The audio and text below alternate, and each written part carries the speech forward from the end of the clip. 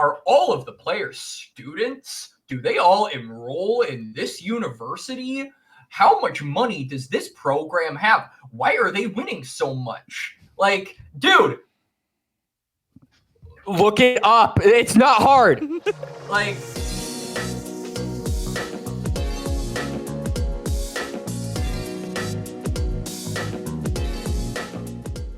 what's going on, everybody? Welcome to another episode of The Salt Mine. This is Season 5, Episode 8. We are just a three-man squad today. It's myself, Gordo, joined by Slayer and Quax. TDS unable to make it this evening. Not able to get a guest this late at night either. We've had to kick things off a little bit late this time around, but lots of news in the space. We've got open qualifiers ongoing. We've got NACL Playoffs ongoing. We've got ACL Playoffs coming up this Friday. We're going to talk about all of those things, but first things first, want to start off with some news around the community. We've been yapping about a few things off recording before we get started. I'll open up the floor to whatever subjects people want to bring up in a moment. I do want to start off by talking about WASD controls, just because we all made a commitment to talking about this when it kind of got when it got leaked a little bit. Skin Spotlights tweeted it, right? That it was a potential setting incoming. We had some discussion about it in our server. Let's talk about it a little bit here up front. I know Quax, you've been itching to talk about this one. So, I mean, for starters, it's one of those things where I feel like the change comes from a very, there's a very big central question I have surrounding this change, and that's, like, the why, right? Like, I feel like the how works. Like, you can realistically port over these settings to the game. It's obviously going to cause a lot of people to look like bronze players for maybe a few months before they adapt, because I know as a person who's been playing this game for 13 years, it's going to be hard to relearn the game essentially from a like skeletal level. But like, to me, it's not that. It's like, why make this change, right?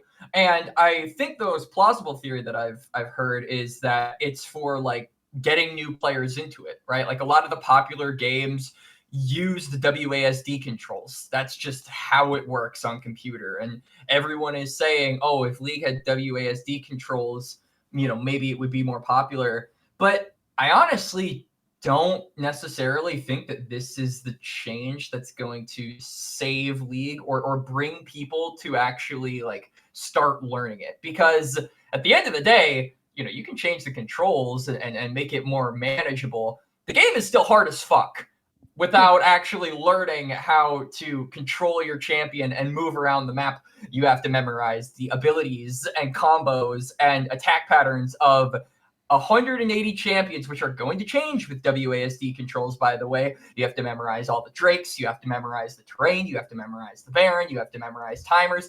There's so much about this game that you actually have to learn that doesn't pertain to just player movement or camera movement. And so I think Riot doing this, potentially because it's going to be easier to get people into the game, is like, this better be like the first in a long string of changes. If that is your main goal, you need to be doing more than just this at the end of the day. So I'm not sure what other reason they could have for changing it, but like, I don't know. I'm suspicious. I'm optimistic cautiously, but I'm extremely suspicious of what this is actually going to do to the game. Yeah. A couple other theories. Well, one thing, I don't know for sure. I have a question. Do any of you guys know if does Smite have WASD support? Smite is exclusively WASD. Yeah. Well, yeah. Okay. Yes. So I heard like that is one of the prevailing theories. I also heard the theory that if you open up WASD, Smite is also dying, by the way. But yeah, Smite is dying. Yes, yeah, that is important. Thank you for the distinction. The other theory I heard that kind of plays into that extra player based stuff is that if you could port a game onto a MOBA onto WASD, people feel like it's more. There's a higher ability for controller to work.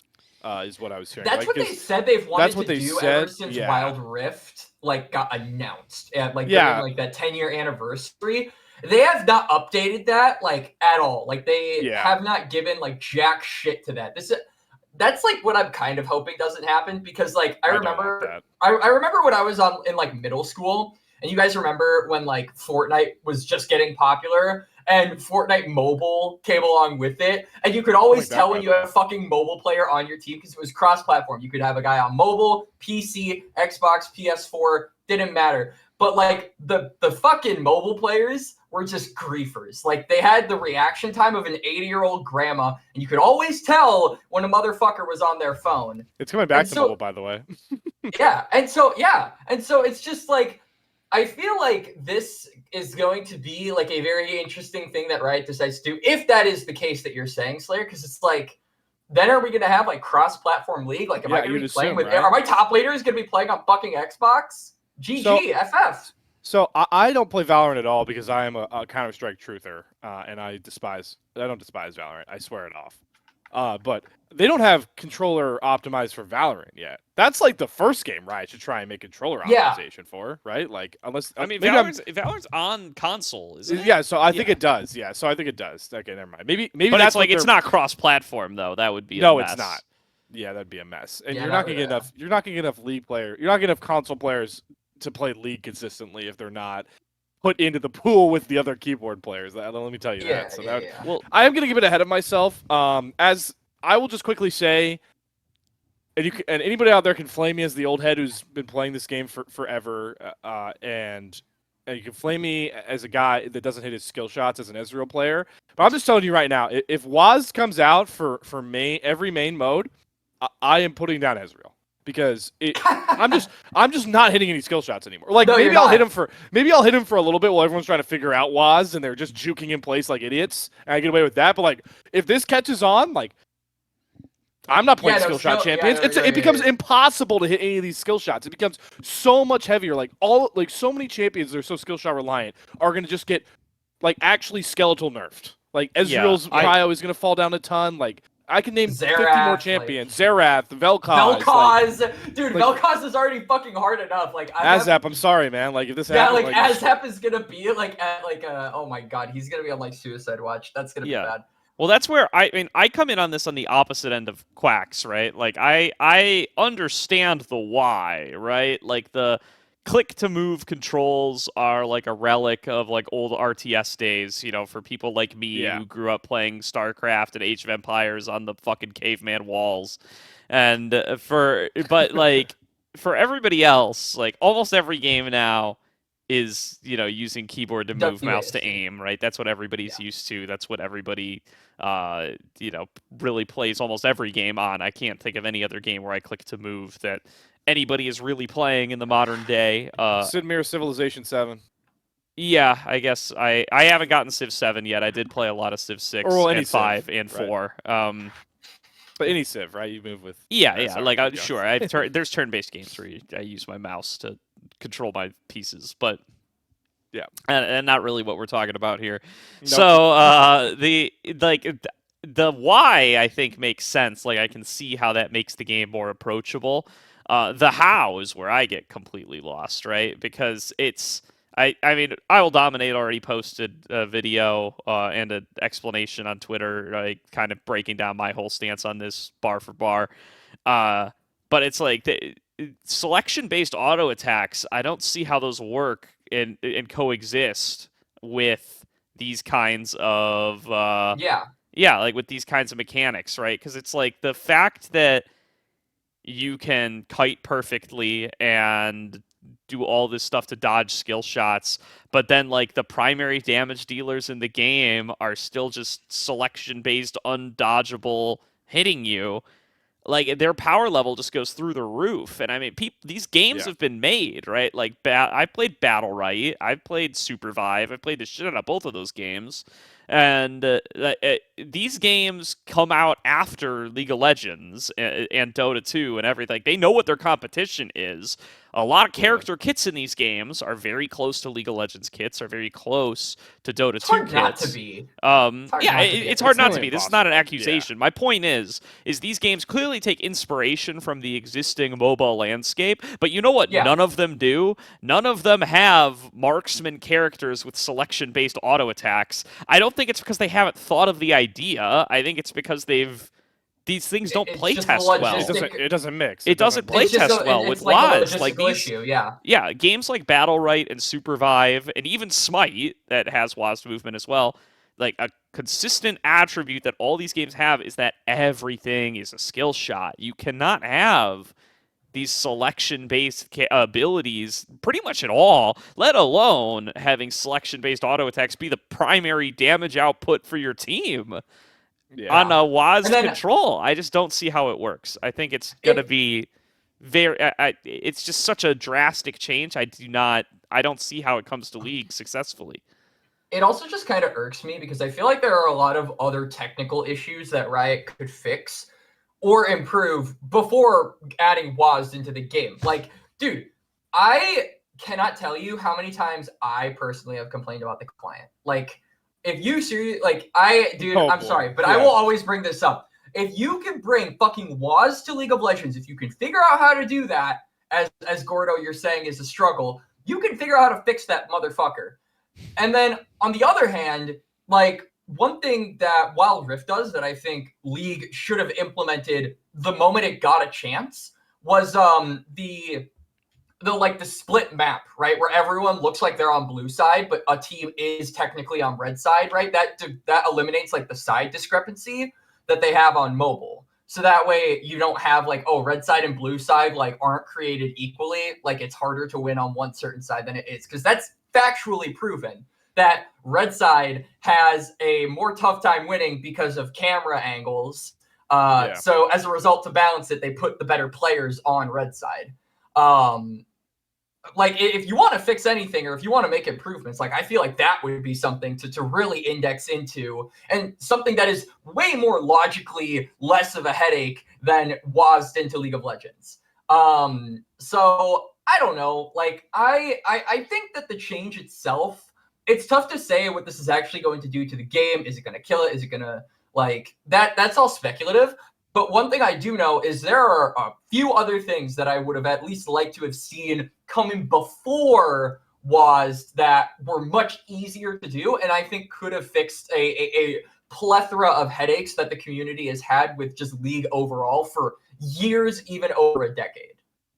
Yeah, that's fair. I will say quickly, because we're the one thing that didn't get mentioned yet by any of us is we do all understand the very clear upside from a competitive standpoint down the line for WAS. Like there is a skill limit with the clicking movement. Like we talk a lot about marksman. Like there is, when it comes to kiting, a limit. When it comes to clicking back and forth the mouse, like a lot of players you watch have maximized auto attack to kite clicks, right? And in theory, WASD gives you a ton more room to get a lot more auto attacks in while still playing back. Like that, there's a huge skill ceiling for WAS at the pro level. And as cool as that would be as like casters that we are and like majority spectators in this game as much as we are playing this game, it's just like not enough for me to like justify this right now because like you said, it's going to take forever to even reach that point. You're going to sacrifice a ton of the player base likely. And also, this is just the biggest like to the balance team. This is like, hey, balance team, nice champions, bro. You're gonna have to go through every single one of them and rework them because WAS makes everything different. Like every single champion is gonna have to be torqued, touched, like messed with. It's just I just don't see how it like. I don't see how 80 carry even exists in a way that's recognizable as what it is today under a WAS. They're saying fuck you to Uzi. They're gonna say fuck you to Uzi. It's not even just 80 carry. Like obviously ADC is like the most impacted because they're the most like I would say mechanical in terms of all the rules, but like this affects everybody. Right. Like every champion with a skill shot is going to cry a little bit. Like my void spikes on Kha'Zix are not hard to hit. I'm not so fucking sure. Annie is stupid. Annie is stupid buffed by this, right? Like compared to other mages. Malzahar is the same champion. Malzahar is the exact same champion, bro. Well, except you're fucking- never that- hitting a. You're now never we're gonna hitting see a a. lot more. Now we're gonna see it be a lot more common for Malphite to miss his ult. True. Yeah, Yeah, that you're is and funny. you're never seeing a. You're never hitting another whatever the fucking wall move that Malzahar has is. This tells you how much Malzahar gets played. Call the Yeah. Void. Yeah. Fact check me there, boys. Something like that. Yeah. I Something think like Call of that. the Void could be like 5 different champions. It really like, could, but I think ability, I think it's Malzahar Q though. We'll see. I don't know. Yeah. I'm not going to stake my rep on that one. Yeah. Uh, So before we close out, I want to make sure that everyone knows that we do understand that like the competitive ceiling is pushed up with WASD. Yes. So. But like the casual aspect of the game might be jeopardized because of it. And Well, I yeah, feel it's like gonna take forever to get there. Like it's not gonna just.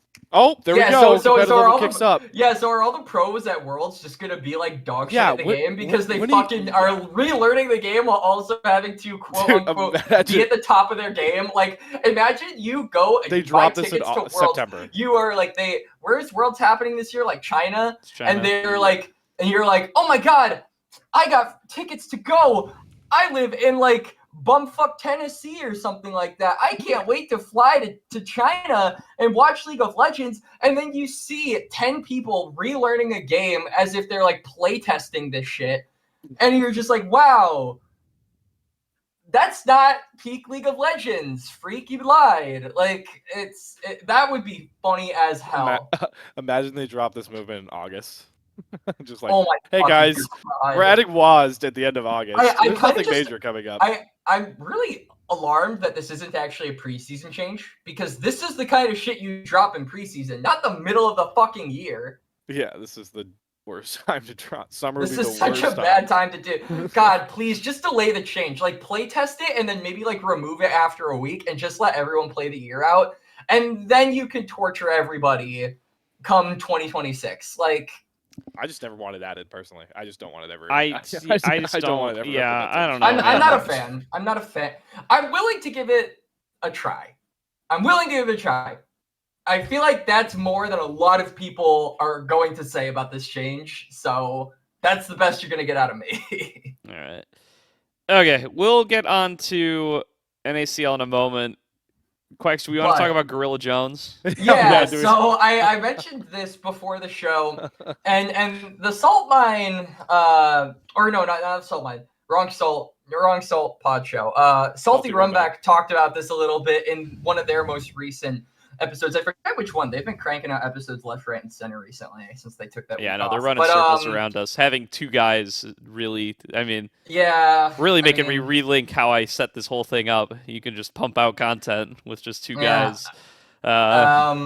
But I mean, to be honest with you, like, look, it's really hard to determine whether or not this shit is rage bait or not. I Because if I it think is this is an rage bait- elaborate bit, dude. I really do. I'm completely convinced. I genuinely think he's serious to some extent because you know the saying is that there's a little bit of truth in every joke. And like I personally think there's more than a little bit here in this case. Like I genuinely do think he believes that he can get this high, and my take is kind of the same as like what Hawk did on Salty Rumback, where it's like the guy is 20 years old, and like I think that you should live with the pain of discipline rather than the pain of regret. Like in 10 years, if he looks back at this and he's like, man, I had the chance to go pro and try to climb and make something for myself, but I just didn't take that leap forward. I didn't, put myself out there. It's going to be something that that probably stays with him for years, right? But if he does make it, then there you go, right? Like it was painful in the moment and extremely difficult. I mean, he's getting fucking cyberbullied on Twitter by basically everybody. By me, I made a tweet clowning on him. But like it'll be worth it if it happens. So what? I'm just laughing at the idea of like you coming out of this show and being like, props to this guy. He's putting up with a lot. He's getting cyberbullied by me. By me. And he just goes, fuck you, Gorilla Well, Jones. You're dude, never well, gonna do anything. No, but like I genuinely like I'll say something that I feel like not a lot of people are saying is like I respect what he might actually be trying to do. Like I think Even if that it's this rage is bait? I mean, honestly, bro, Game recognized game. more people. He's probably had more It's people impressive interested in him in the past 3 weeks than 95% of the LTA players. Like, True. I'm not even, and that's probably not even. And part of the 5 is hyperbole, by the way. Shaden for having a bad interview. Yeah, like, Yeah. yeah, like you've probably got like dude, Shaden is competing for Twitter engagements with Gorilla motherfucking Jones. Like, Yeah, to me, UGTL debut didn't even get as much attention as GorillaJones. no, it didn't, because like people love to. At the end of the day, like it's one of those things where people need a reason to watch, right? And whether or not that's like being supportive or hate watching. In this case, I think it's the latter. Like, he's still getting a lot of eyes on him. So even if this is rage bait, bro, this is some successful ass rage bait. Keep going. But if you are serious about it, like if he is genuinely not trolling and is saying, I want to go pro, I know I have the skills to do so, better now than ever, in my opinion. Like, do it now. Don't save it for later. Just fucking go for it, because there's nothing you can't do now that can't be undone later. Like, you can pick yourself back up. You're only 20 years old.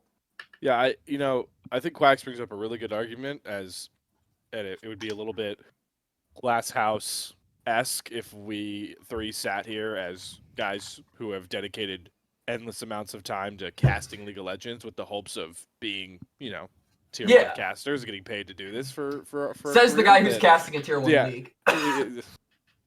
Okay, well, yeah, I guess, yeah. But, my point is, like, we're doing the same thing. Like, we have done it. We're, like, saying, okay, we're going to make casting work because that's our dream. So if it's real and he's going to do it, then, yeah, I'm with you. No regrets. Yeah, but I am convinced that this is a complete rage bait. And I got to say, GorillaJones, if you're out there listening, man, the way you dial up some of these tweets, A1 grade rage bait. They are so good. If it's not rage bait, you should consider pivoting into just doing rage bait. Yeah, I'm honestly you're just really good at it. New content. It's like, so. No.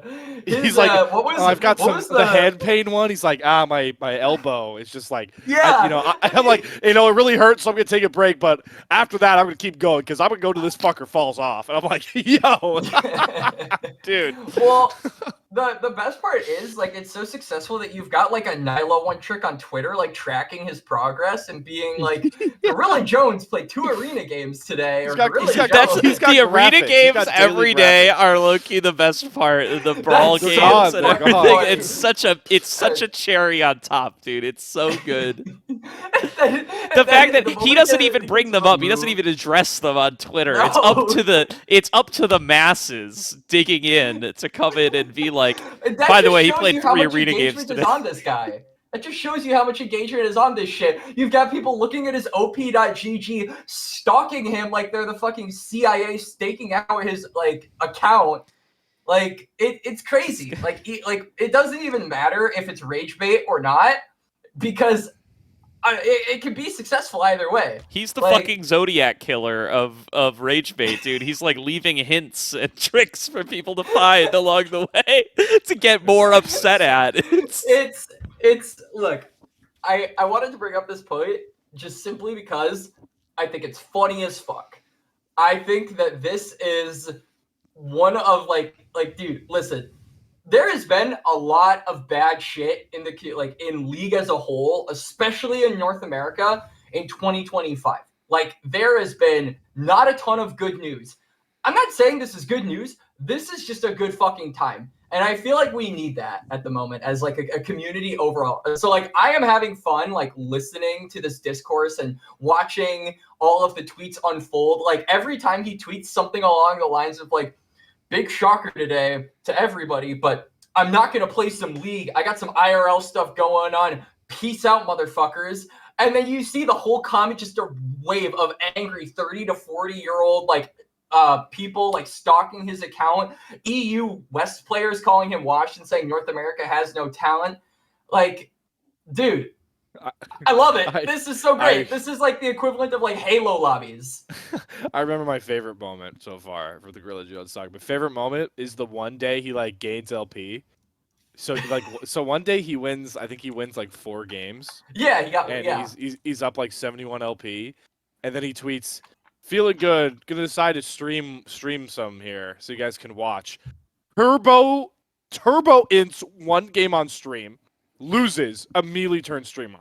Stream was no cam, no mic. His streams are like 2 hours long too, which is giving people the impression that he just doesn't actually grind. He just plays like a few games a day and then fucks off to do whatever. Like, It's so great. it can be both at the end of the day, in my opinion. Like, he can be rage baiting while simultaneously taking the pro thing seriously. Like, both can be true. Honestly, if he's doing both, this man is working overtime, and I fucking love him. Like, I think this shit is so fucking funny. Like, this plus the whole, like, Shaden discourse, which I don't know if we want to talk about that here. It's been discussed to death on Twitter. Has been just so funny. Like, I have enjoyed. I think Shaden is getting Shaden's a little outside our purview now. Yeah. He's a pro now.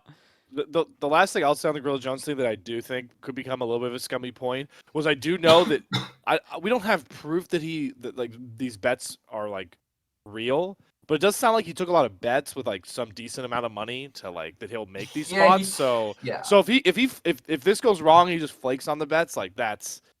I mean, I guess that plays into that does play into the rage bait factor, but that's like scummy. That's what I was saying, dude. That's he's setting these up in advance. He's gonna get people mad again in like 100 days. Yeah. Well, because Griffin bet like $1,000. Yeah, Griffin bet $1,000 for him, but then there's also a bet going on with he I think he bet like. There was also the other bet going on where it's like Dantes is doing like an ADC run, and he bet it with like Rat IRL and like Reptile, I think, to see if he could like hit a certain peak. I have been keeping up with that religiously over the past few days because he is going to eventually. So currently, as of we're recording this, I think he's like low emerald, high plat or something like that. He's eventually going to get to D4. When he comes to D4, I'm gonna fucking slice his fucking face off because dude, I should start Q sniping him in Pistol. I want to play. My girlfriend is trying to Q snipe him because because it's just fun because she's never played with a streamer before and I've played with a couple and I tell her stories about that. So. Yeah. All right. Well, so GorillaJones. The only thing I would say. Good luck. Yeah. Well, first of all, absolutely good luck. The other thing is because this is apparently just Gordo reviews I Will Dominate content today. Is that there's a video getting a shit ton of play right now that's I Will Dominate and LS give aspiring pro a reality check.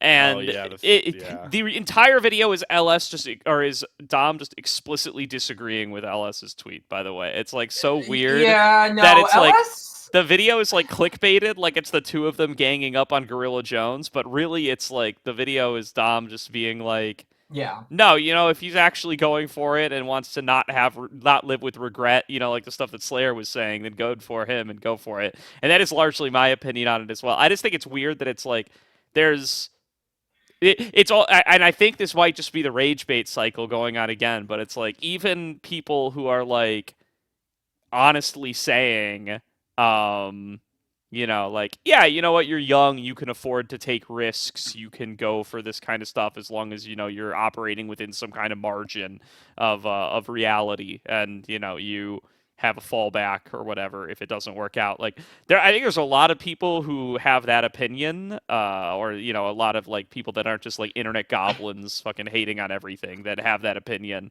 And like, but it goes through enough filters, and like eventually you see somehow that even that opinion is presented as like GorillaJones gets demolished by somebody smarter than him. Like it's. Even if the actual words coming out of their mouth are like actually quite supportive.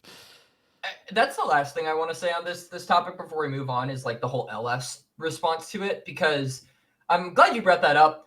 I think like in terms of LS, I tend to disagree with a lot of the stuff that he says simply because I think that LS has a very my way or the highway mentality. Like, he is a very smart person, like, don't get me wrong, but I think this is one of the things where I vehemently disagree with him on. Like, he's saying, like, oh, you're going to ruin your life, like, you'll never go pro, like, it's physically impossible, North America is dying, but, like, I agree with what Dom said, right? Like, better now than later, right?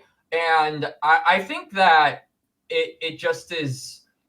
I think a lot of people take LS's word at face value and don't actually critically think, because he critically thinks And kind of, I think people read his tweets and say, "Oh, I don't need to LS because is he just does that for me." ChatGPT before ChatGPT.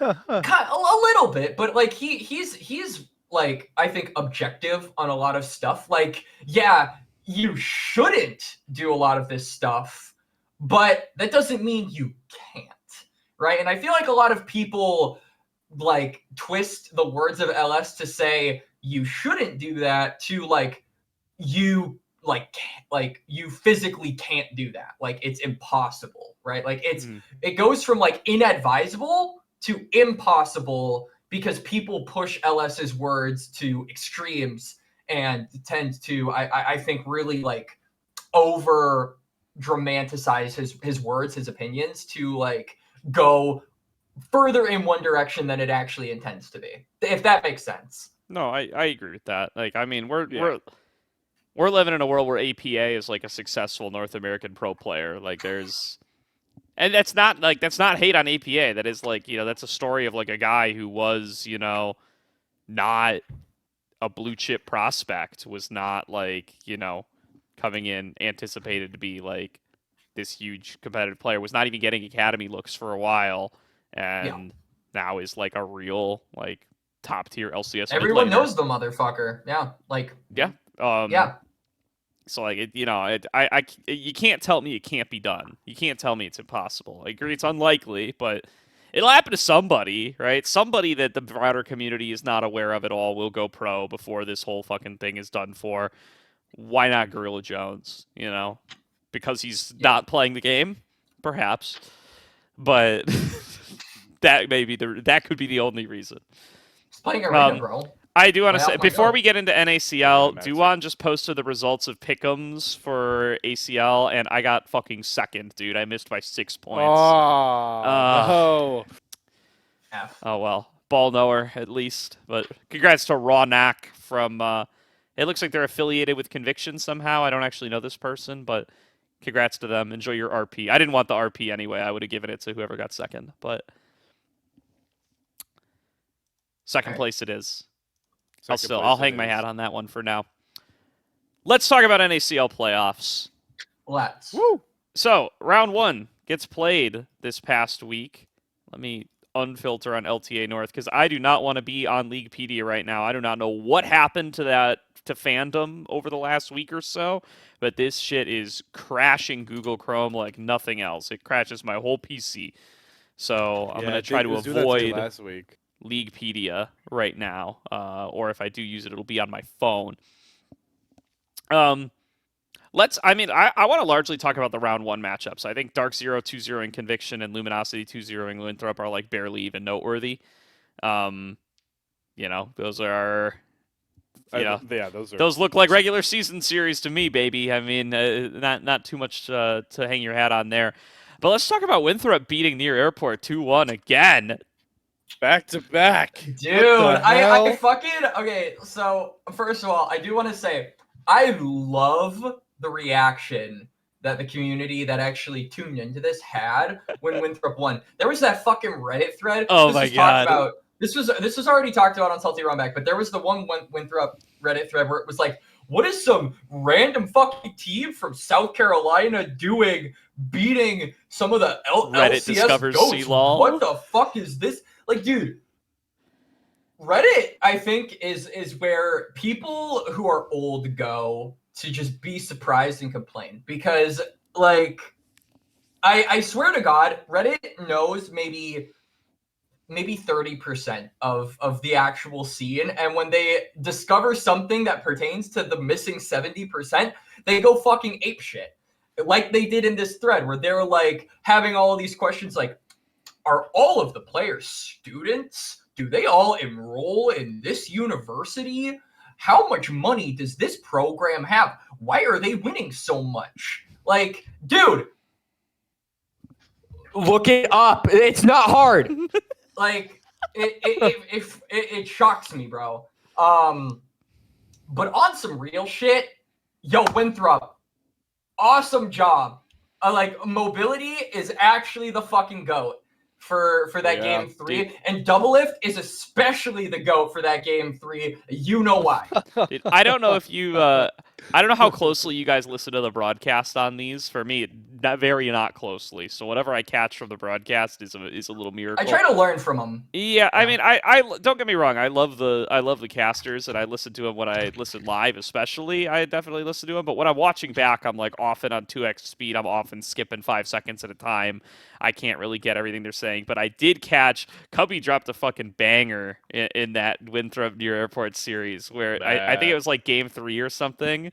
And he's just like, dude, if you're one of those fans who only tunes in for near airport games, how high must you be on Denethor, man? You must just be like, why is everyone talking about Zamudo? This guy's so good. He's the best player in the NACL. That's my 3rd team All-Pro top winner. Yeah, that's aged real well. That's another banger Denethor series. But that's just so funny to me because that definitely is. There's definitely the same chunk of the population who's like, what's up with this school and why are they so competitive? That same population is just like, dude, this Denethor guy is LCS bound. He's so good. Get Sniper out of here, dude. Denethor's the next. Girl. Yeah, wait until they realize. Get Surdy the hell out of this league, dude. I'm here for Denethor. Wait until they realize that Crimson is related to Sniper. Guys, what? Holy shit! And that's going to be even funnier if TF Blade gets his fucking asshole gapped open by Crimson this coming weekend. Honestly, look, I know we had Dardock on this show recently, and like I love the CCG boys.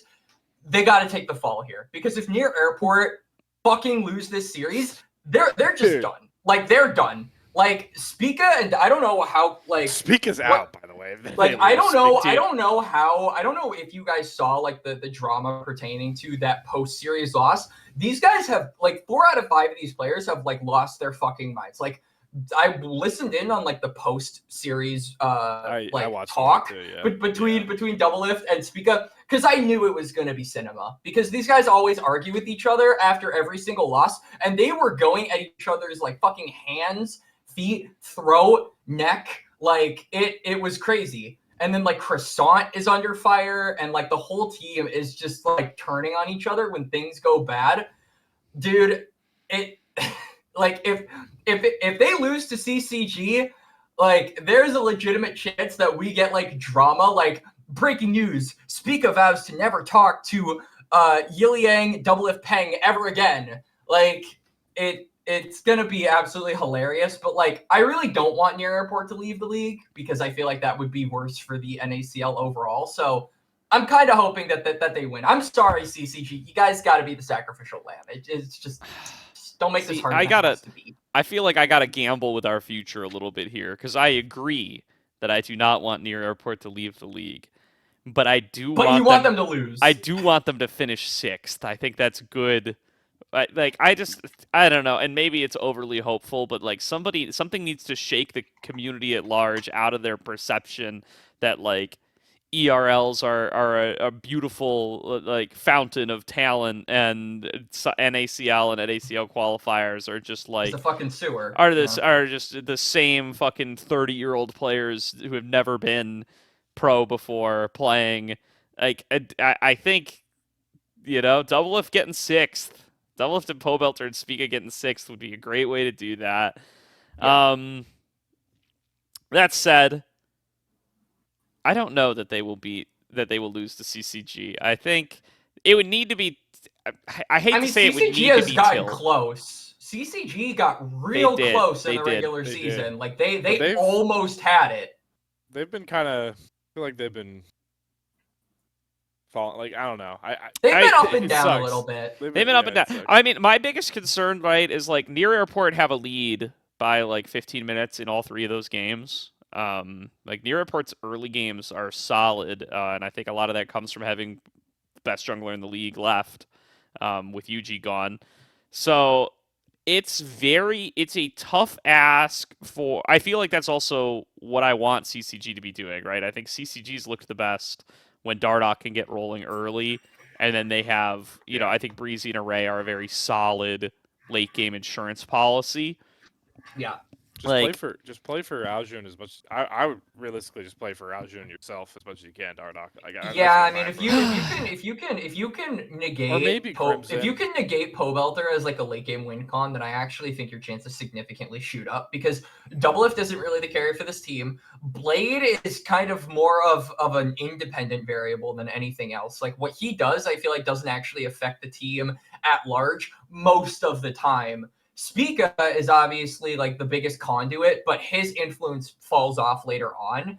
A lot of that late game policy is on Pope. So if you can cut that off early, like I actually extremely favor CCG to potentially take the series. And the fact that near airport, again, mentally, I do not actually think these guys are like all there because like there are like clips coming out like every day. Like they had a like a review. I don't know if it was yesterday or the day before, and like Pobelter, like the title was literally like Pobelter crashes the fuck out over near airport review because like Peter and Blade did not show up. So like he's like, I'm fucking tilted as shit. When Pobelter is tilted,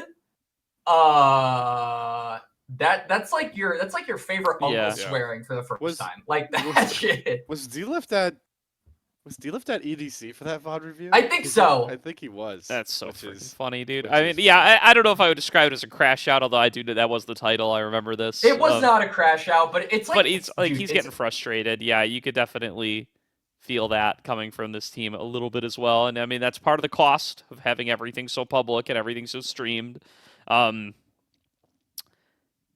I still think, I like it feels like a mismatch, which is weird because CCG did take this series close last time.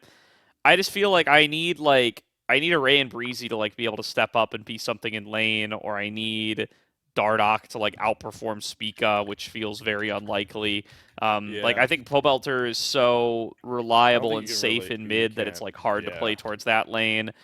If TF Blade is still on board with like being, the tank player and like sacrificing to let Doublelift be the carry, then I think, which, was worked for them largely, even though that Tristana game in game number 3 against Winthrop goes badly, has largely been effective for them. Then it like almost doesn't matter what you're doing with Crimson up on the top side. So I don't know. I mean, maybe Ray and Breezy can come out with some tech. Here's some tech for everybody competing this weekend is pick this Senna champion. This Senna is redonkulous, dude. This champion's like 90% win rate on the patch, by the way. Why is this back? Why? Yeah, no, I did not miss Senna 80 carry, bro. I really did not. Champion is absolutely broken because it's like the buff itself is just like it literally looks like a parody. It's like, what is her soul stacking went from like 8.6% to now like 14, which is the highest I think it's ever been for the champion ever. Like, what the fuck? Well, it's so crazy because, I mean, they've always been able to bring this champion in and out of the meta by increasing and decreasing Wraith drop rate. And then this time they increase the Wraith drop rate again, but they also randomly give her a ton more crit chance, so she just hits 100% crit like 10 minutes sooner. Yeah, does she hit like 100% crit chance at like a similar time that you would get it as like Yasione, like with their kits, or is it? It's not far off. Yeah, I don't know. It can't be very far off. She gets it at 200. Yeah. She gets it at 200 stacks now because she gets 10% per 20 stacks. Yeah, and then so I mean, it's close, which is disgusting because those are melee champions that don't get range buffs. So yeah, I mean, the simple way I'll put it as the AD carry guy here, who is just rage spamming solo queue because I've convinced myself that I could be diamond if I win enough games. I've switched my permaban off of Caitlyn, who I despise playing against, to Senna because it's 0 interaction lane, and by the time I get out of lane, 2-item crit Senna that outranges everything I do. Fucking, like, from Narnia, dude. Yeah, I'm getting sniped out from the North Pole, and I'm trying to get down to Chile, and I'm still getting hit by these fucking abilities. Like okay, Slayer, as someone who is Chilean, it's Chile, not Chile. Chile. My bad. Okay. My bad. It's all good. It's all good. That was disrespectful. No, you're good. You're good. It's not disrespectful. I mean, I will never switch my permaban off of fucking Hecarim. You cannot, like, ever, ever, ever convince me to not relinquish control of that champion just being in the dirt. But I agree with you. Like, I think Senna being broken is particularly, I feel like this champion really kills a lot of Nefiri comps, right? Like, Nefiri's ult is point and click. Shroud completely fucks that over. So, good point. like, I that's something that I talked about on Friday when I was casting with Hummus, and we were seeing Senna go against Nefiri. Nefiri couldn't do anything because the fucking instant Nefiri does come and tries to make something happen. Boom, Shroud. What is Nefiri gonna do? Cry in a corner, right? Go onto her fucking scratch post with her 5,000 dogs. Like, I don't know. Not gonna kill it because Senna just lives no matter what. So I think that this is a champion that can not only with it being strong, have a ton of presence, but can also kind of alter the meta around it a little bit. Like, there are certain champions that I think have the ability to do that. Senna is one. Rise is another. He just got an insane buff, by the way, which should not go through to live. And there's like others, but like I do think that this change has the chance to just completely throw like a different ingredient into the cauldron of pro play that potentially completely alters the flavor of pro, which I will say we need at the current moment. Like, I think the pro meta, a lot of people have been calling it out, for being stale, and I'm one of those people that kind of agrees. So I am glad that we're getting these more volatile champions to pop up in pro more often and more frequently. Yeah. This feels like one of those picks. Listen, I've watched Doublelift his whole career. This is one of those picks that Doublelift disrespects and doesn't really take the time to learn and keeps letting up for way too long. So, Array, Breezy, true. this is your chance, boys. Lock in that Senna. Take your free win. This is how you come up with the series. How long has it been since? Well, no, I guess because back when the last time we saw these Senna picks, like the 80 carry was just always playing the Senna, even though it was fasting. So yeah. You know what's funny though? We'd have to go back. Did Array? I assume Array like committed to playing Senna for a couple of those. Array can totally play Senna. He played it in the win against Conviction, didn't he? I thought he did. I think so. Oh yeah. What am I smoking? Yeah. Okay. Yeah. Conviction, by the way. I could be wrong. Yeah, let's talk about Conviction. Great job, lads. I mean, like, we're already. What have they locked in at least? They've locked in top 5. I think so. I think that's it. Because let me look at the bracket real quick. Top 5. So, I mean, honestly, bro, like, it would be, I think, really cool if Conviction were the team of all of the newly promoted teams, if they were the guys that did the best. I think it would be super telling to everyone watching the NACL, especially the new viewers with the inclusion of near airport. What the fuck? The new players are just dominating the Rift. Like, I think that would be really cool for like a eye opener for the people watching NACL, and it would also just be cool because like these are all players that have so much upswing. Like, I think everybody on Conviction has so much fucking potential, and I think a really solid placement here would do them really nicely. So I'm hoping that this team honestly gets a little bit over top 5 and goes into top 4, because that is my hope, is that they get into top 4 along with Dark Zero, Luminosity, and potentially near airport. We'll see. Aren't they locked top 4? No, I thought they were locked top 5. Because near airport CCG played an elimination match, and then the winner of that plays an elimination match against Winter. Okay, I was wrong. It's 4. Yeah, so they're top 4. Okay, fine. Then lock top 3. I don't give a fuck. Hell yeah. I mean, that's the spirit. I mean, even like, I know we were expecting like the Dark Zero 2-0, like Luminosity 2-0, but if I'm not mistaken, switching on my games, they played a really competitive. Was it game 1? A Conviction Conviction did all right game 1. They kind of got blown out of the water in game 2, if I'm remembering correctly. I mean, they I don't know. It's cool to see. I'm glad that across all the things that suck about Dev League, like NACL's, gotten shuttered in a lot of ways, like all the LTA stuff, like we still have talent, baby. Well, yeah, like before, like it was Blue Otter, like the new team that came in. It was like, whoa, here, this run was fun. Let's put some names on the board. And now we got Conviction.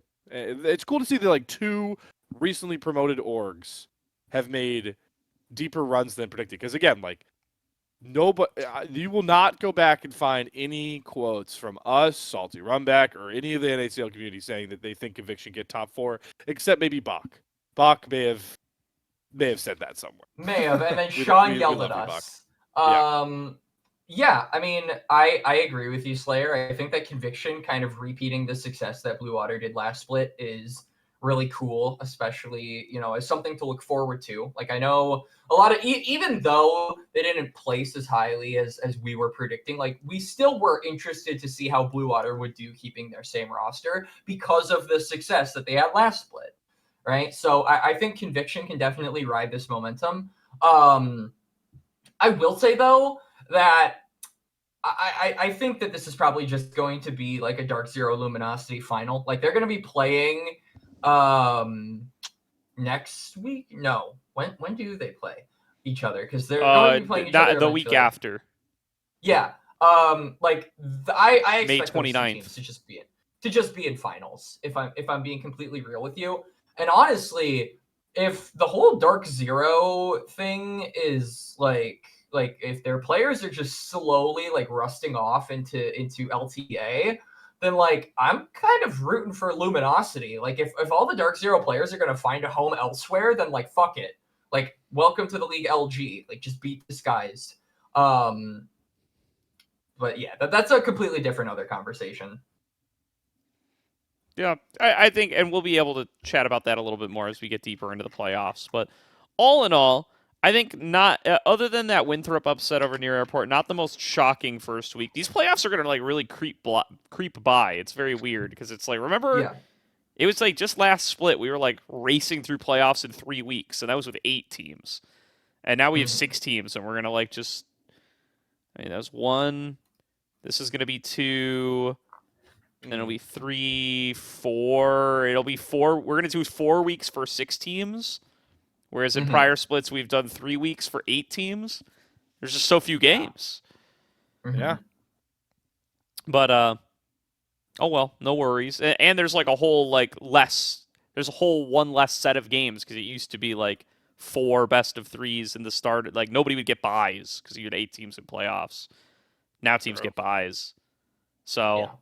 I don't know. I mean, not really a criticism. I actually don't mind taking a little more leisurely pace with our playoffs, having more time to discuss each of the series. But yeah, feels like the end result is that there's not much different, especially because the first round were both rematches from week 8, which I guess is just, or week 7, which I guess is just a coincidence, but ends up pretty spicy nonetheless. Congrats to Conviction. I mean, 4-2 over CCG in 2 weeks. Hard to argue that Conviction is not the better team now. Sorry, Dardoch.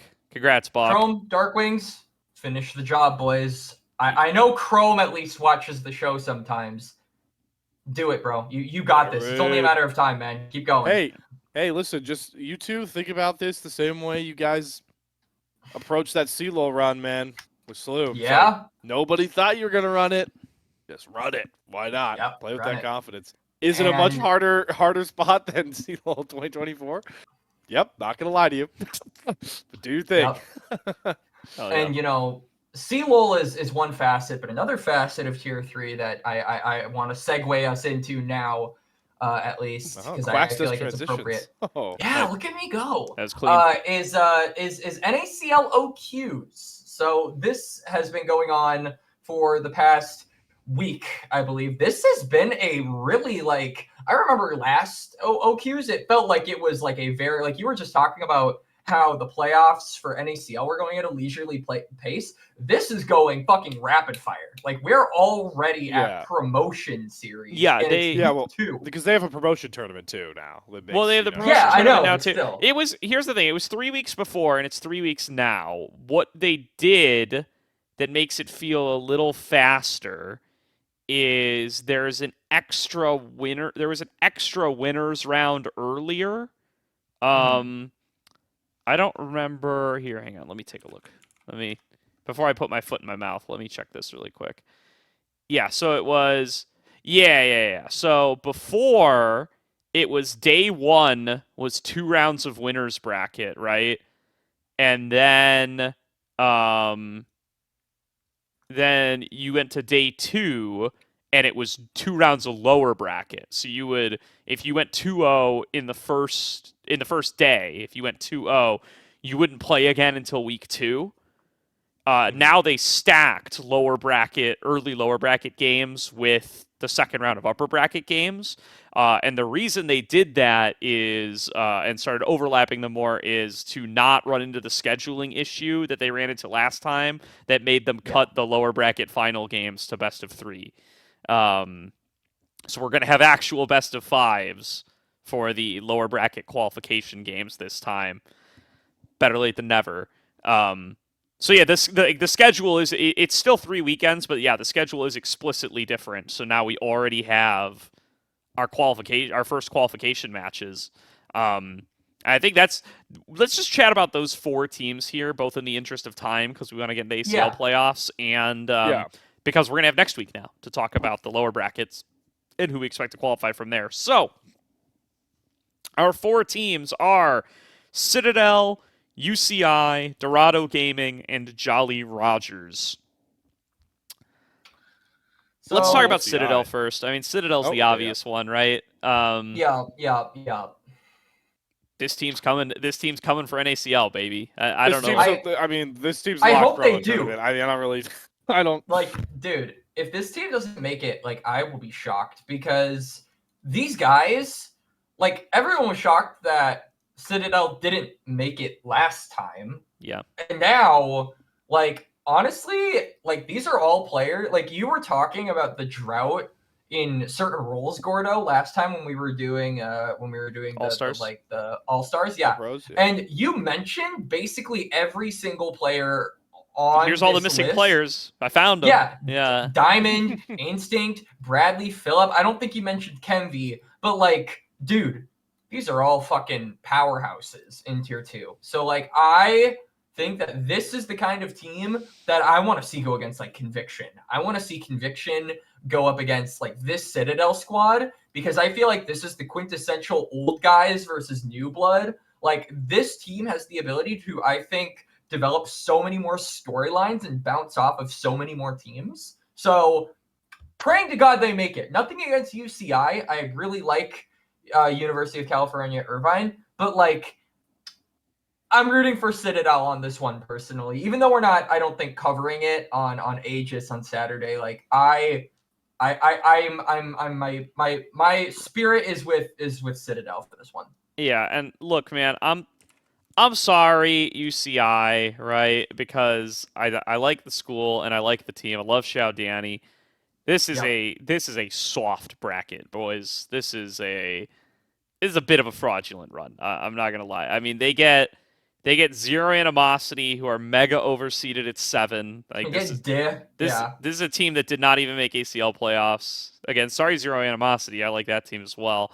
And then, they play DIA, and it's not even the DIA that's, like, played most of ACL together. This is, like, emergency Perry and, like, with, like, Cat Evolved and Perry coming off the couch. Who are fantastic players, by the way. But Perry was, Perry was good. probably trained for. I mean, this is Perry off of Korea boot camp, so Perry. But he's definitely this not is Perry out of Emerald 1, baby. NA Emerald 1. Well, he was pretty high challenger Korea by the time he's done, right? No, he was. I think he got higher than all of the other jungle streamers like Cenarius and Kyrie that went with him. So shout out that. Yeah, Gordo, it is a fraudulent bracket run, but for a team like UCI, who I would have a lot of success, I would have. What's the old saying? Like, if I had a nickel for blank, I would have enough nickels to make a blanket for my bed out of the amount of times that they lost a series they probably should have won, right? Just like in general. So to see them get this far, that's like a good first step forward. Because there's also like kind of a passing of the guard when it comes to UCI players, right? Like after this year especially, a lot of the older like UCI, the like the ones that earned that hyped up sort of mantle off of the CeeLo win. Like, it's not the CeeLo win guys, but it's like the guys that also got hyped up. Like, all those guys are gonna be out and graduate by this point. Like, Xiao Danny's like kind of the it's like Xiao Danny and Rosethorn's new. Rosethorn's new. It's like Strompus has been there for a bit. Strumpus is new this year, I think, but Strumpus is new Strumpus this is year. like, was it SLU for forever? So I don't know where Strumpus is at with his degree. Yeah. Well, so I know Zhao Danny's graduating. And then It's Gork gonna has be a been new there age for for forever. Carulian's been there for a Gork- while too. Yeah, and those guys are soon to graduate too. So like we're about to get like a big guard shift with UCI. So I like to see that they're starting to buck the unfortunately negative connotation that we've had to put on them, that they just choke a lot of the time. So to get this far is a good first step. Nonetheless, even if it was a bit Mickey Mouse. Agree. I think they're just. I mean, they're not going to beat Citadel. I'm pretty confident, and I don't think they're gonna go and survive their lower bracket run either. I know these are famous last words, but maybe if the fucking Rise buffs that are ridiculous, again, I have to say it, came just a patch earlier and Strumpus was able to play his Rise, they might have been able to win, but unfortunately not. He actually tweeted, and keep in mind, Strumpus fucking loves Rise. He loves just this weird ass shit that he plays in top lane. He tweeted about how this is an unfair change. When the main of a character is saying a balance change is bad because their champion will be too OP, you know it's fucked. Anyway, but one last shout out I want to give to this particular side of the bracket as I'm looking at the battle file right here. Congratulations to Mint Gaming for beating Respawn, honestly. Like PVS and Co. Put down the third seed. It was kind of... It ain't the Respawn to last split, but... It ain't the Respawn of last split. I mean, this is like fucking Jamaican Banana and Amelia and, Tempest. So it's not as strong, but they're still good players. But like still, congrats to PVS, congrats to his compatriots for that. Go Mint Gaming. That's all I wanted to say. Oh, yeah. All right, on the other side of the bracket, it's Jolly Rogers against Dorado Gaming. So both of these are kind of Frankenstein teams, at least from like the ACL perspective. Neither of these were teams that competed in ACL as 5. So Jolly Rogers is Dragoon, Will, Sudsy, Zev, and Nukes. Whereas Dorado Gaming, who we followed on Aegis, is Ariana, Kaido, Shochi, Fatikan, and Mixture. They had a crazy 8-0 run. I think Jolly Rogers went 8-0 as well, if I'm not mistaken. It's like 2-0 over Mildly Moist Men, 2-0 over Travelers, 2-0 over Exodus, 2-0 over Galaxy. So yeah, 8-0 runs from both of these teams. I'm going to go on the record here. I was saying this before we went live. I think this is a 3-0 sweep for Dorado. I am so sold on the Fatikan Mixture bottom lane after watching all 8 games this weekend. These guys look absolutely ridiculous. They are so strong as a duo, and I just have Zev and Nukes are just going to get run over. I mean, and it's kind of a shame too, because I think Nukes in particular is a really good player. Like I have high hopes for Nukes going into the future, but yeah, I mean, this is fucking Mixture. Also, I hear some people pronouncing it Fatachan instead of Fatakan, so I'm gonna have to clarify. I'm gonna have to clarify this before we go on broadcast, because if I fuck it up, then I'm gonna be very... I've heard people say no one has corrected me. I've been saying Fatakan all since he got here, but I could be wrong. So the only person I'm suspicious on for Dorado, though, because I agree with you that you're in a 3-0, is Ariana. Like I admit I have not watched the tape of last weekend. I'm going to do that before I inevitably get on this weekend.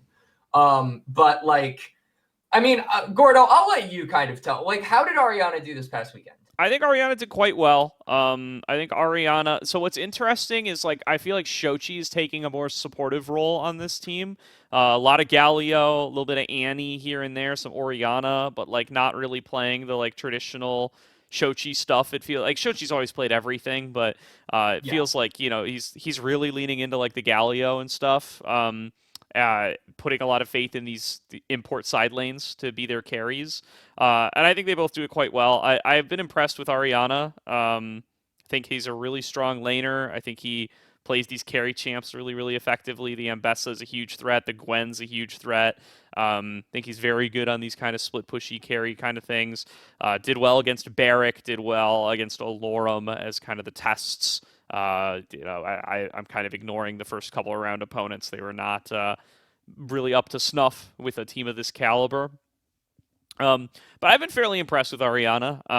I think he fills a role in Tier 3 that I think him versus Dragoon will be a very interesting match. I don't think it's like Interesting. I'm not like sold that he's gonna mog Dragoon or anything, but I think it will be an interesting match. I don't come in expecting Dragoon to just slam him. But it is that bot lane that really I think it almost the top triangle almost doesn't even matter to me. I think the bot lane is gonna be multiple 2v2 kills probably every game. I watched 2v2 kills. I think every game of the 8 games I watched Fatakan and Mixture get 2-on-2 kills. And I mean, they played against Sagewabe Al Calamity and Nightstar Pika Pika as their last 2 bot lanes that they faced against. I have both of those bot lanes higher than Zevin Nukes. And neither of those bot lanes were able to stand up very effectively here. Mixture got a Blitzcrank game that was absolutely ridiculous off. Fatakan is already all in on this Senna, which I already called out is busted. He's a great. There's so many. I was saying this on broadcast, and I said this off stream a little bit too, off recording. I think like there's just so many duos that feel like they're must bans against Fatakan and Mixture. There's Senna, whatever. Senna Rakan is like the classic, but you could do other duos too. Feels like you can't let him have that. You can't let him have the Callista Renata or the Callista Nico lanes. You can't let him have the Lucian Nami or the Lucian Melio lanes. There's just so much stuff that you got to be so on the lookout for and so constantly concerned about. Mixture's got this sick Blitzcrank that he'll bust out sometimes. Fatakan's Kaisa is very, very dangerous. Like there's so many things that you have to constantly be on the lookout for and be worried about just totally blowing you out of the water. It's a very, very tough team to go against in the bottom lane in particular. And it's not like the rest of the team are slouches either. I think the Shochi playing this more supportive role is also really unlocking. Ariana's playing stuff he's comfortable on. He's playing carries. And Kaido is getting to play stuff that he's comfortable on as well. He's gotten some Kindred games. He's gotten some Kha'Zix games. He's looking good. He looks solid. Yeah. I think this top triangle will be their toughest challenge yet of Dragoon, Will, Sudsy. But oh boy, do they start off on a good advantage with that bottom lane. Yeah, so I guess I'll be here to be somewhat of the contrarian. I don't think it's a sweep, and I do think topside wins a game for Jolly Rogers. I don't think it'll be more than that, though. I think it's like a convincing 3-1. I'm very bought into how Dragoon's been playing recently for Jolly Rogers. He looks like the lit esports Dragoon that really just kind of warps a top lane matchup to me. And I do, I think Sudsy Shochi's like, I would lean a bit more Shochi oriented. Maybe in the supportive role, it's a little bit more even. I mean, this is like Sudsy's wheelhouse, right? It's crazy. We're about to talk about this guy getting into another promo tourney if they win this series, and still have a shot at another one, regardless if they lose. But I really like Will and Dragoon. I think like if you had to rank, the players across the board, like 1 through 10, right? Like I'm in total agreement right now that Mixture Fatakan are like 1, 2 probably. And if you want to argue Shochi's 3, that's fine. But I after that, it's like for me, it's like Dragoon, Will, and then Sudsy. So I do feel like the top side could create enough of an angle for a game win here. They're coming off of a lot of momentum as well. I know I've been a fan of a lot of Taki's approach to drafting. So shout out Takimon, who is the coach of this team. So I think it'll be 3-1. I think there will be a game. I think it'll be a little bit more competitive. But I'm definitely in the same sentiment that, man, do we really have to? Fatakan Mixture might just trailblaze this thing really far. Really far for this squad. I think you're selling Ariana a little short as well. I do think. That's fair. I think it'll be an interesting matchup. It's one I really do want to keep my eyes on. Volatile. But I think I'll tell you that they're gonna be picking some care. Like they're gonna be throwing hands up there. This is not gonna be an Orin Scion handshake. No, for sure. I mean, I think it's gonna be a race to see who can get the Ambessa too. I'm wondering if it's permabanned or if one of them actually does get it. Yeah.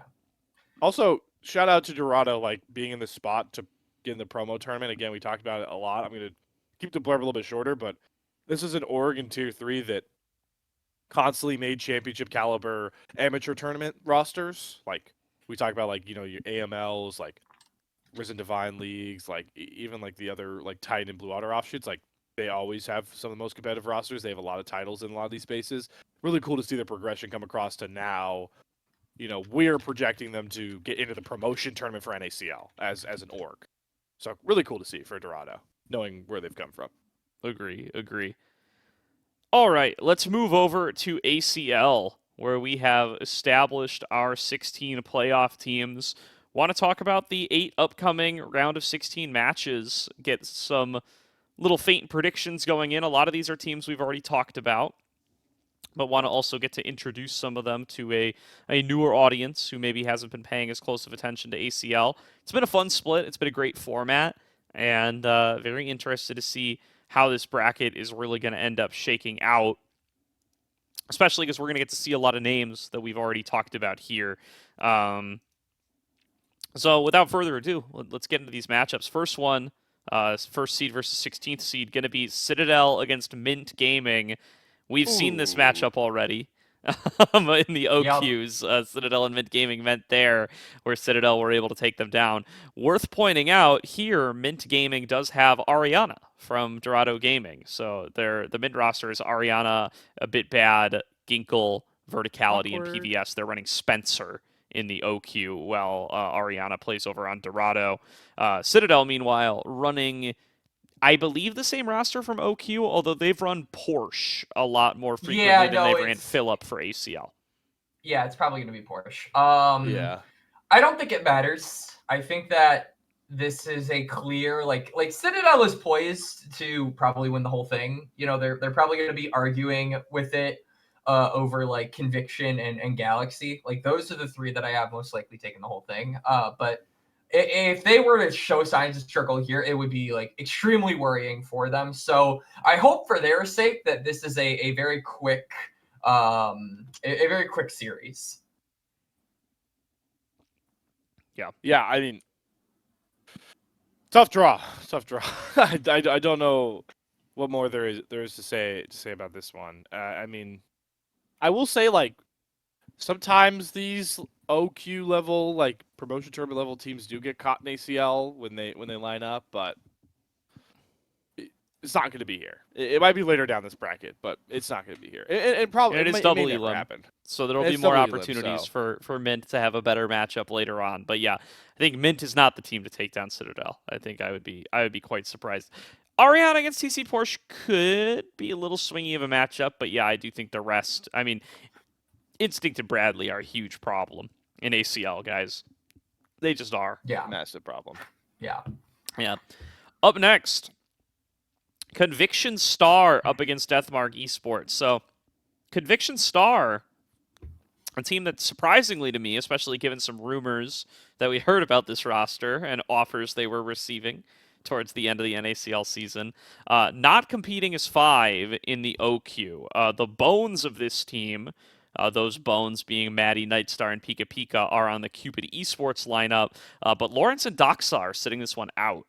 So a squad that we see in ACL that we don't see in OQs, with particularly Lawrence and Doxa. Facing off against Deathmark, so this is a team that we just featured on stream for the first time. This roster is Karsiak, BB, Zephyrat, Doc Duna, and Gabex. In particular, folks will recognize Zephyrat from being former St. Clair mid laner.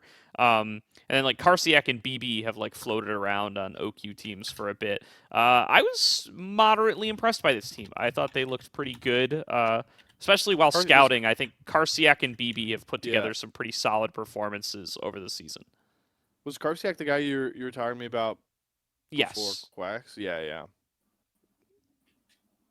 Yeah, I mean, it's always fun. Carry top lane player.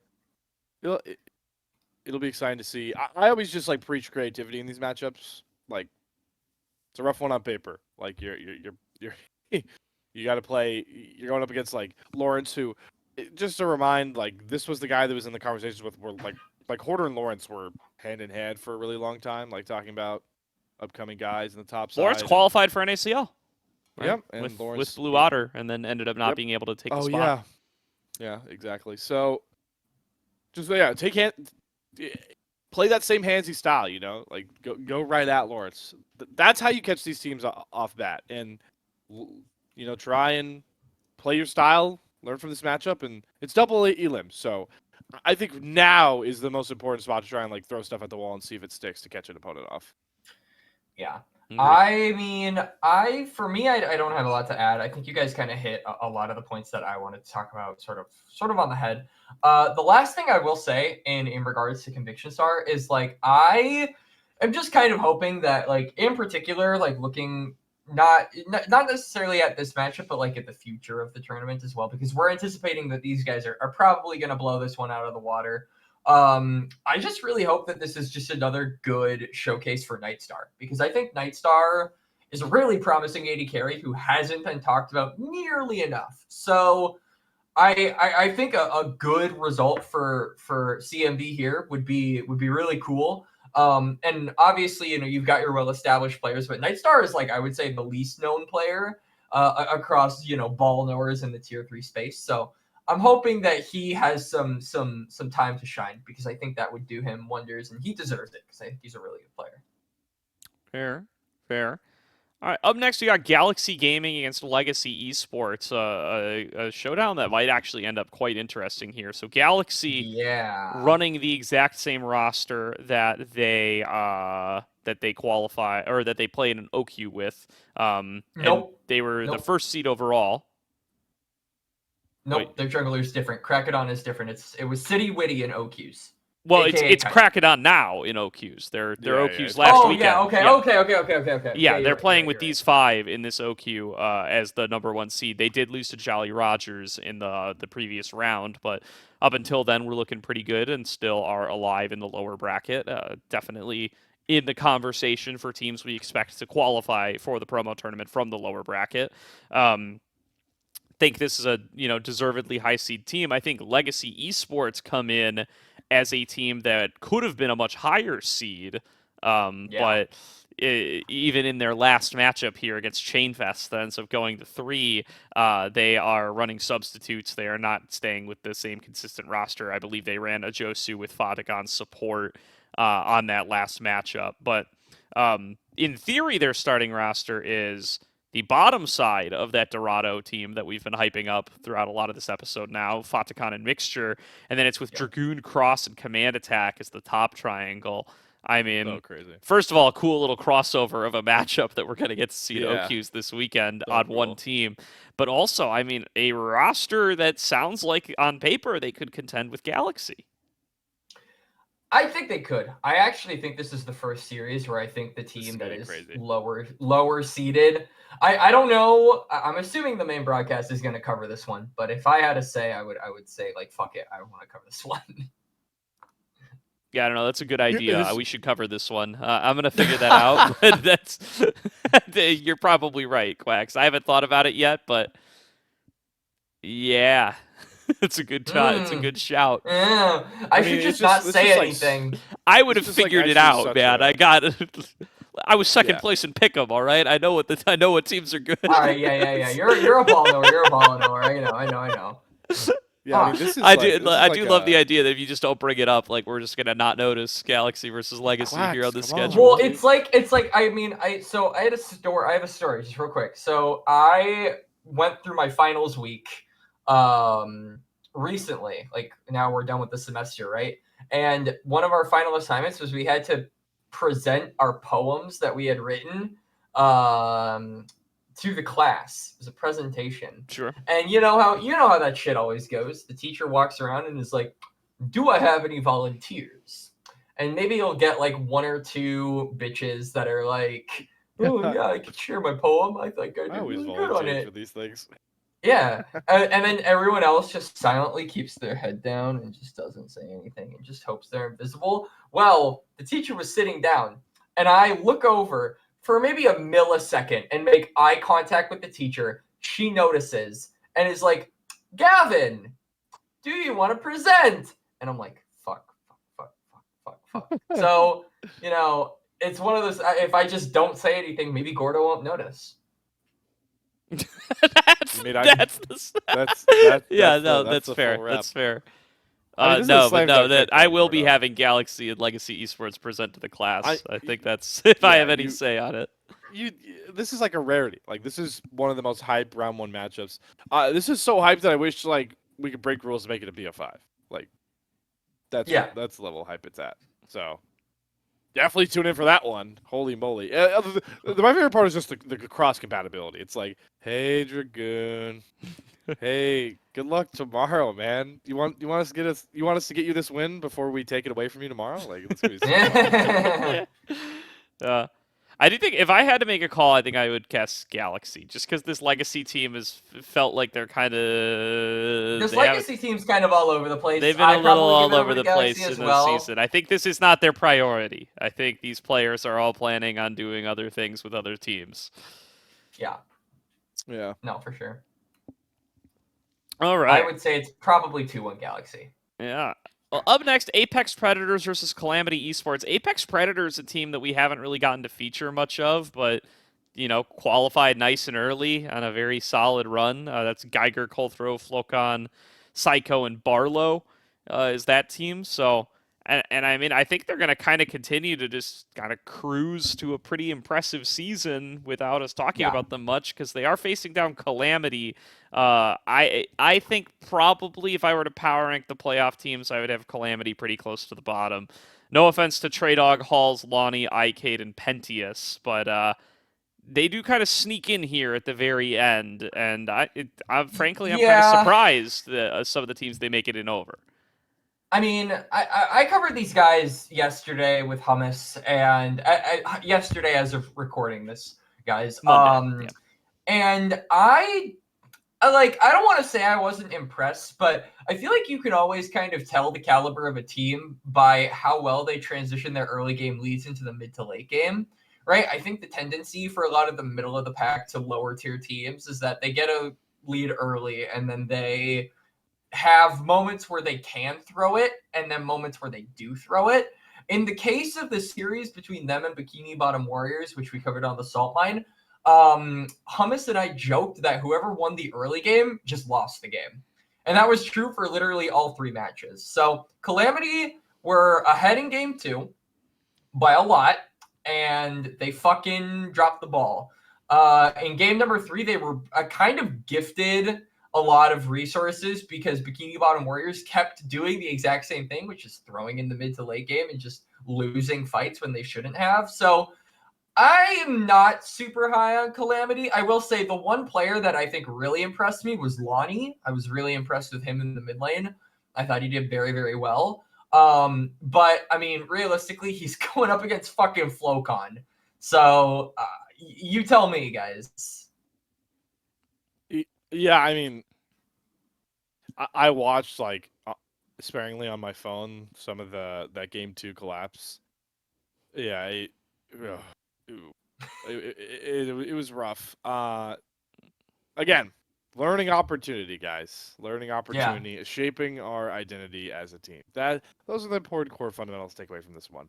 On the flip side, because we haven't gotten to talk too much about Apex Predators, I would like to shout out the fact that 2 players that I like to campaign for constantly are on the same team. I don't think I could have brought this one up yet. I'm big fan of Colthrow. I've always been a big fan of Colthrow. Really talk about it. He's like a really good, almost coaching mind, but with the hands. And then he's very smart. Yes, he's a very smart jungler. And then I always talk about Flocon all the time. I've been talking about Flocon for a while. So those 2 together is very, very fun. And hopefully they start with the right foot forward. Also, Gordo, as the resident historian, so didn't Psycho go to Forsen and now he's back to Psycho, or do I have the wrong guess player? so. No, you're right. Psycho's the one who went to Forsen. I just remember, he switched to Forsen for a bit, and I just remember Psycho because he and Pseudo were a bot lane together that we were trying to make up a nickname for forever in old Supernova teams. He was was he on? Was it Keep Pathing Bot? He was on one of those Lotus. No, Keep Pathing Bot was Sejed. Oh yeah. Or was he on the main Lotus one then? And maybe Lotus Exiles or something? Yeah, that sounds right. It's in my casting reel. That's why I always remember. Yeah, that sounds correct, but I am not sure off the top of my head, and I am not gonna go crash my computer on Leaguepedia over it. It's actually crazy. It happened to me during one of our recordings one time when we were doing NACL All Pro teams, and I thought my computer died, but my camera must have kept up. You guys just didn't notice. Yeah, no, it's just Leaguepedia. Like I occasionally, while it's not crashing Chrome, if you hover over a tab in Chrome, it'll tell you the memory usage, and it's like it's gigabytes. bonkers. It's so much. I full-on don't know what's gigabytes. going on. Melania, let's go. Melania. I mean, I don't even ACL. think it's. I think it goes way above I know, Liliana. it does. Melania. I think it's a. Liliana, sorry, I totally butchered that. Yeah, it's a. It's I think it's fandom. I think it's like the whole master It is. website. Yeah, Anyway, It totally is. all right. DIA Esports against Flippers is up next. DIA is running the same crazy team here that they're running in OQs. They have Perry, or they were e-subbing Perry for a bit. They list Armeo as the starter. So we'll see if Perry plays or if it is going to be Armeo. Cat Evolved is here as well. They've benched Dunn. And then they still have Hamza, Redemption, and Sanch rounding out the rest of this team. That was not in roll order, by the way, but you could put it together in your mind. They're playing up against Flippers, a team that qualified here towards the end. This is still Arbrio, Wenwin, Aj, Omibro, and Inflame.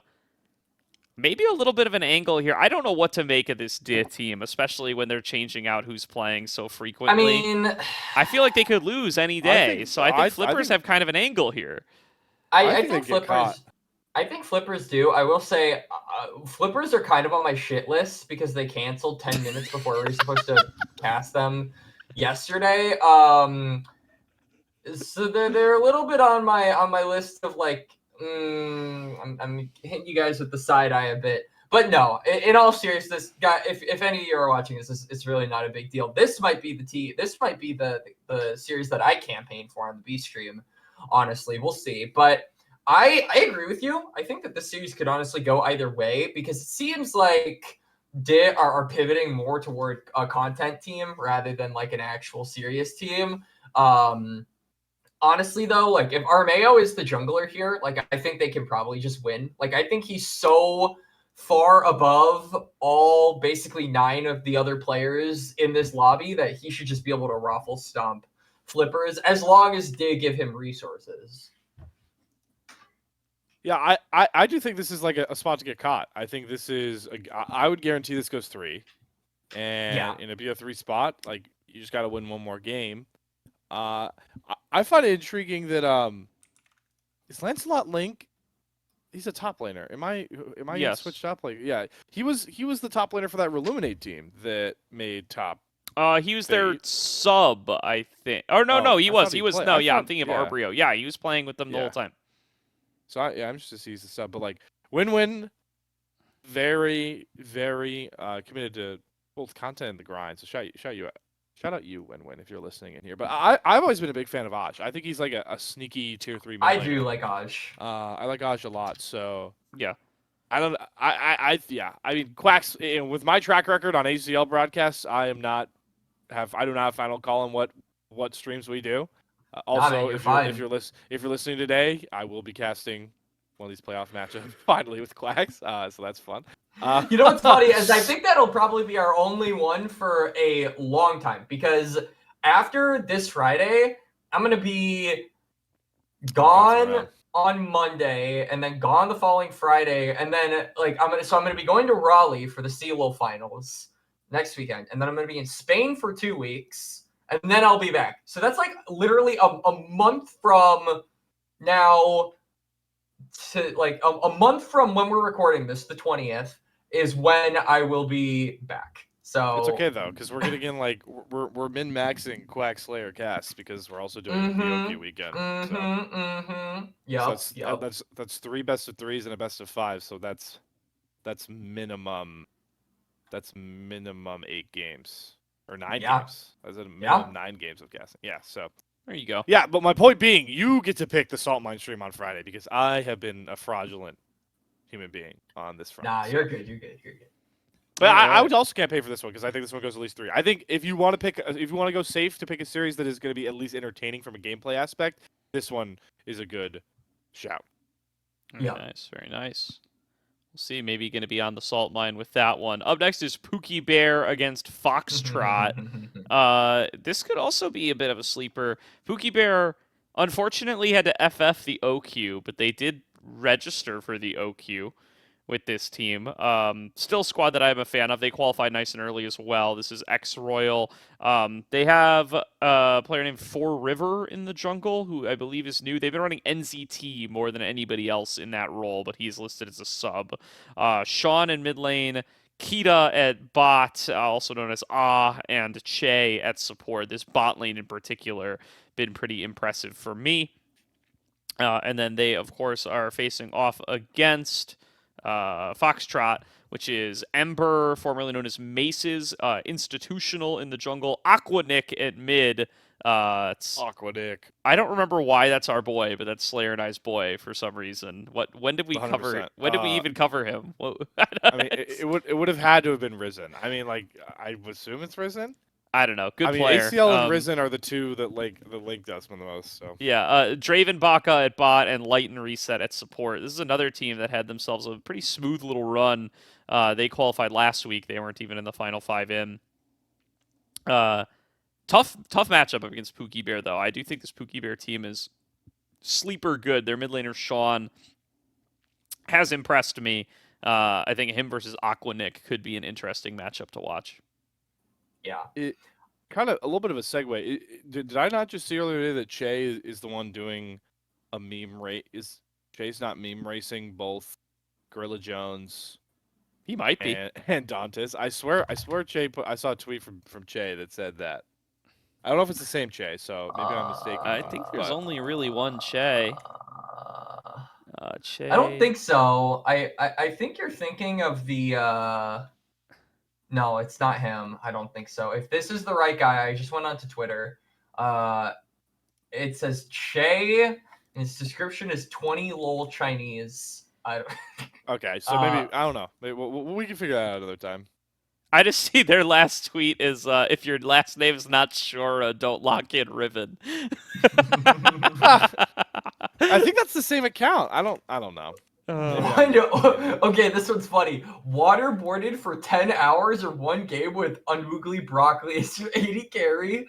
I don't know who Unugly Broccoli is, but just like that must be bad. It's got to be this an guy's- ugly broccoli, right? An ugly bro. Oh yeah.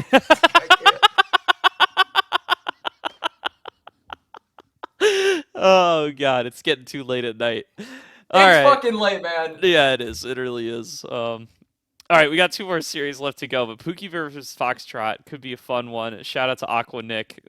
It'll be interesting to see if Foxtrot's able to put up a good fight there, because I do think this Pookie Bear team is quite strong. UCI versus Prosperity. Already talked about UCI. Prosperity, we're looking so good there for a while. Takes them a bit of time to actually end up qualifying for playoffs, but that roster is solidified. Icelandic hero, Frozen Titan, Kongji, and Zatzmod / Menace / Julian, whatever name that guy's going by these days. His wiki is still set to Menace. I think Prosperity actually take this. I think I'm going to predict an upset here. Really? I've been pretty impressed with this Prosperity team, and like I said, I'm kind of low on this UCI squad. I don't know. They've ever since I watched them get beaten by UHSP, I'm just like I'm out. Which maybe is unfair because UHSP was like legitimately good. John fucking Rockets, man. This is by far the closest one that we've covered so far that we've talked about so far. Yeah. By far. Maybe that's the Salt Mine stream. Yeah, maybe. It is a 7-10 matchup, right? Like, I mean, to me, Prosperity, I think definitely run off of like very key specific points. Like I think Icelandic has literally lived up to his name and has been the hero for Prosperity. I think Kongji has also been really impressive in this regular season as well. But outside of that, I don't really think they have shown that like Solidified or Titan can be like huge carries for the team. At least not generally, right? Like obviously there's room for. I think that's fair. But I think like right? Icelandic has these like his brand jungle and stuff. Like I think gives them Yeah, no, a real carry layer. Icelandic loves his like unorthodox shit. I And I also do think that I think they're going to be running much less of Titan and a lot more Foles over time. They did like a whole announcement about how this is a 6-man roster now. Yes. So maybe Foles. I don't know how much Foles realistically changes it though. Like I know Foles likes to be a little bit more aggressive in the mid lane. But UCI, I feel like my point still stands. UCI can really just play through anyone. Like I've seen them play through Strumpus, I've seen them play through Rose Thorn, Danny Gorko. Like they've all had the ability to carry. And I also just think that they have better synergy with each other. So if I was a betting man, I would say UCI like win this like 60-40%. It's still very close though. Like I think either team could take this, and I would bet this definitely goes to 3 games. Yeah, I'm completely split. Because I do think, yeah, you guys have said a lot of what I'm reflecting on, which is like, one, I will die on the Zhao Danny hill, and it's made me pick UCI in so many moments where I was wrong. Still die on that hill. 2, yeah, I think like synergy wise and momentum wise, the UCI is like, hey, we're feeling good. We could play, for like a promotion spot. Let's use this as a tune-up game. Let's lock in, demolish these dudes in best of 3, get ready for the next day. I think that's what's gonna make me pick UCI, and I'm gonna fall on the sword again.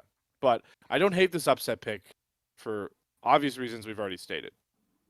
Yeah, it's fair. All right, and then our final matchup is going to be Next Level Esports up against 8-9. Uncles. 8-9 Next Level, matchup. This one's also pretty close. I mean, and it should be. This is 8 seed versus 9 seed. Next Level Esports, Fiji, Kitsuo, they've kind of evolved into becoming both. What are they? What do they go by in OQs? In OQs, they were why am I blanking on the name? They were Gravity in OQs. Yeah, and they were also. I thought he was gonna say something other than Gravity. That's why I didn't feel like. Bro just tuned me out. Sorry. Yes, it's okay. No, it's late. I was reading the Battlefy. Yes, they're Gravity and OQs. They were peak performers last ACL, minus Fiji. But yeah, that's Fiji, Kitsuo, Robbie Bob, Sagiwabe, and Alkalamity. With the addition of Robbie Bob here, I think a team that gets quite a bit more dangerous. Yep. But then on the other side, and they have been running Alorum at times in top lane as well, so I don't even know if Fiji's really their starter anymore. But then on the other side, Uncles, Blow the Oil, GFP, Paragon, Debonair, all still here. They've also lost Lycamaz recently and have had Urk in the mid lane. So I think a little bit of a big upgrade in mid on one side and probably a downgrade in mid on the other side. No hate to Urk. We just haven't seen a lot of this guy. And Lycamaz has kind of been on a tear over the last couple of splits. So feels like not maybe as close as you would hope for the 8-9 matchup to be. I think Next Level Esports kind of come in as favorites. Yeah, I think it's a fake 8-9 matchup now, unfortunately. Yeah. I think NLE kind of sweep this one. If I'm being honest with you, I think this is going to be a 2-0. Like, I think that just across the board, they're better and they, have the synergy to back it up, right? Like, this is the reasoning I use for UCI. So I feel like I have to be a bit consistent. Like Kitsuo, Robbie Bob, Sagiwabe, El Calamity, that quadrio has been together for, that quadrant, whatever you want to call them, have been together for a long time, like an eternity in esports time, like 9 months. Because they were peak performers. Yeah. That was what that team was called, right? Yeah, because Shibby and I were talking about how they had big PP energy. Yep. So that's a good way to remember. that's got to be the name of that team. Yeah, so they've been playing together for a long time. Yeah, I mean they look good when they played on Friday and when they qualified on stream. That was against Mint, RAP PVS, and Ariana. The only thing keeping Mint in that series, by the way, was Ariana doing a lot up against Alorum. Yeah, I mean Next Level Esports 2-0 it anyway, so I'm still pretty high on this team. Yeah. Yeah, I don't have much to say. Like, I just think these guys probably clear. Not gonna lie, like low diff. All right. Well, that will be the matchup on Friday. We will not have ACL playoff matches on Monday due to Memorial Day. So we'll be back next week to record another one of these after just this round of matchups. We'll have lower bracket to look forward to for OQs, and we'll have another week of playoffs behind us. And maybe we'll have a guest if we can get a more reasonable recording time together. We will see. But stay tuned to everybody. Be sure to check out all these awesome events. Check out ACL on Friday. Check out OQs this weekend. Check out NACL Wednesday? Thursday? When even is NACL? Is it tomorrow? It's tomorrow. Yeah. Tomorrow. It's tomorrow? It's Wednesday and Friday. Oh, tomorrow, Thursday. Because it's Wednesday now. Because it's after midnight. Oh, yeah. While we're recording this. Yep. I was like, so the Thursday. games are on Wednesday and Friday? What? Just when I think we're out of the scheduling crack house, they pull me back in. No, okay. Thursday and Friday. This episode will drop tomorrow as soon as I finish editing it. So yeah, check out NACL, check out ACL, check out NACL Qualifiers, and check out the Salt Mine next week when we are back. Thank you all for tuning on in, and we'll see you next time.